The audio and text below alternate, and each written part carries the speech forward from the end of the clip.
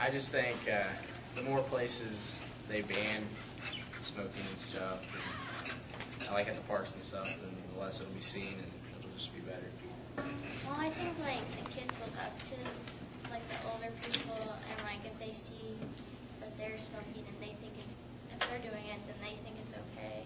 So if they see we have all these no smoking areas, they might get the idea that it's. My dad tells me all the time that the little girls, like basketball team that he coaches with Marcy, that the little girls look up to us a lot. So I'm thinking that if as high schoolers and as basketball players and football players and softball, whatever other sport that you might be involved in, there are little kids looking up to you. And if you're putting yourself at risk and your athletic career at risk with smoking and drinking and harmful substances, these little kids are going to think it's okay and that being like you and doing all this stuff is going to be okay, and that's what's going to make them good. Some people have health issues with not just smoking, but with secondhand smoke too, and stuff like that, and with like chewing tobacco and stuff, spit, dirties up parks and stuff. So it could help clean up parks and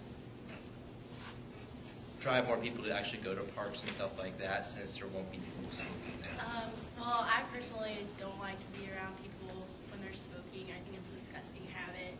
And so if these policies were actually promoted, I think it'd be great. I think people would want to go to the fair more or to parks and overall, because I know there are other people that don't like to be around it. Yeah, I think if you could keep it away from the schools and the places kids like to go, like to the fair, to the parks, that'll be better, and they just won't think about it as much, and it won't have as much big of an influence on them, and they won't get as much exposure to it and never really think about it. If you were to put a percentage on high school kids that try tobacco products, That's about 40%. you do think it is?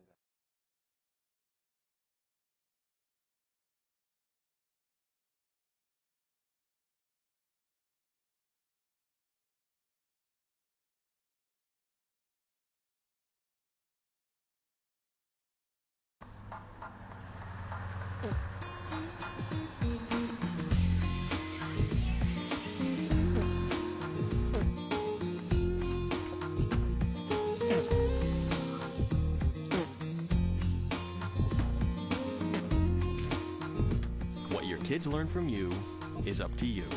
Hey, Dad. Hey, bud. You can beat chew tobacco. We can help. Call Quitline Iowa at 1-800-QUIT-NOW.